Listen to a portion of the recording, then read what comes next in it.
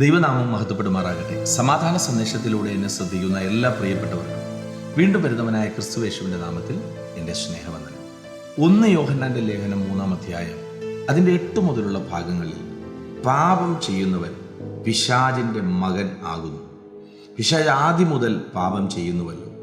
പിശാചിൻ്റെ പ്രവൃത്തികളെ അഴിപ്പാൻ തന്നെ ദൈവപുത്രൻ പ്രത്യക്ഷനായി. ദൈവത്തിൽ നിന്ന് ജനിച്ചവൻ ആരും പാപം ചെയ്യുന്നില്ല.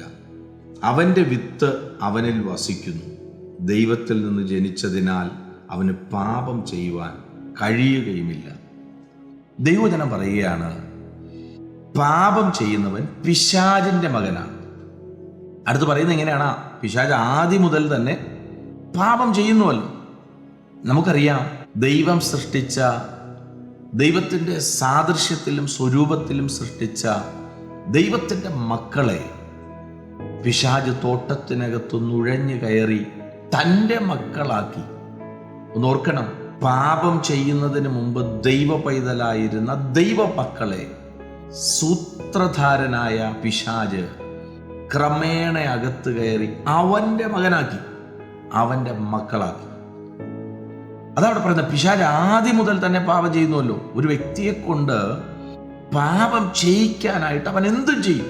പ്രിയരെ, അങ്ങനെ പാപം ചെയ്ത ആ പാപത്തിനകത്ത് നിന്ന് നമ്മെ വിടുവിപ്പാൻ, നമ്മെ അഴിച്ചു പുറത്തു കൊണ്ടുവരുവാൻ യേശുക്രിസ്തു ഭൂമിയിലേക്ക് വന്നു.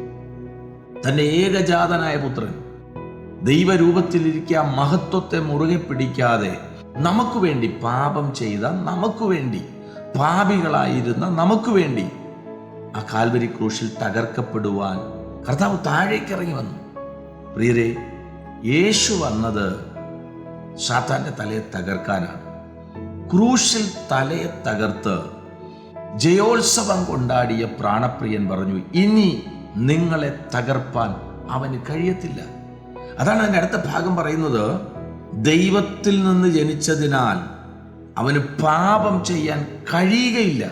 പാപം ചെയ്യില്ലെന്നല്ല, നമ്മൾ യേശുവിനെ രക്ഷകനായി സ്വീകരിച്ച് സ്നാനത്തിലൂടെ ആ മരണ അടക്ക പുനരുത്ഥാനത്തിന് പങ്കാളിയായി തീരുമ്പോൾ, അതുകൂടെ പറഞ്ഞാൽ ദൈവ പൈതലായി തീരുമ്പോൾ, ആ വിത്ത് നമ്മുടെ ഉള്ളിൽ വീണ് കഴിയുമ്പോൾ ദൈവജനം പറയുകയാണ്, പാപം ചെയ്യില്ലെന്നല്ല, പാപം ചെയ്യാൻ കഴിയത്തില്ല. ഈ സന്ദേശം കേൾക്കുമ്പോൾ പ്രിയരെ, നമ്മൾ പിന്നെ എന്തുകൊണ്ടാണ് പാപം ചെയ്യുന്നത്? നമ്മൾ ദൈവ പൈതലെന്ന് അവകാശപ്പെട്ടിട്ട് എന്തുകൊണ്ട് പാപം ചെയ്യുന്നു? നമ്മുടെ അകത്ത് വിത്തില്ല. എവിടെയോ വിത്ത് നഷ്ടപ്പെടുന്നു. ക്രിസ്തുവിനെ അറിയാമെന്ന് പറയുന്നത് വെറുതെയാണ്. ദൈവജനം പറയുന്നു, പാപം ചെയ്യാൻ കഴിയത്തില്ല. അത് പിടിച്ചു നിൽക്കുന്നതല്ല, അയ്യോ എനിക്ക് താല്പര്യമുണ്ട്, അങ്ങനെ നമുക്ക് അതിലോട്ട് നോക്കാനേ കഴിയത്തില്ല. ഈ സന്ദേശം കേൾക്കുമ്പോൾ പ്രിയരെ, ഇത് ശുശ്രൂഷിക്കാൻ എളുപ്പമാണ്, ഇത് നിങ്ങളോട് സംസാരിക്കാൻ എളുപ്പമാണ്. ഇത് ജീവിതത്തിനകത്ത് അപ്ലൈ ചെയ്ത് പ്രയാസമുള്ള കാര്യങ്ങളെ ജയിപ്പാൻ, കർത്താവിൻ്റെ കൃപയ്ക്കകത്ത് പൊതിഞ്ഞ് സഞ്ചരിപ്പാൻ ദൈവം കൃപ ചെയ്യട്ടെ. വിശ്വസിക്കുക, പ്രാർത്ഥിക്കുക. ദൈവം വിശ്വസ്തൻ. God bless you.